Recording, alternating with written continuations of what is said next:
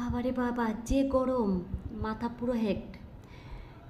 তো আজকে আমি আপনাদেরকে একটু কথা বলবো। কথাটা হলো, যে পরিমাণ গরম পড়েছে, তো এই গরমে মানুষের তো নাজেহাল অবস্থা।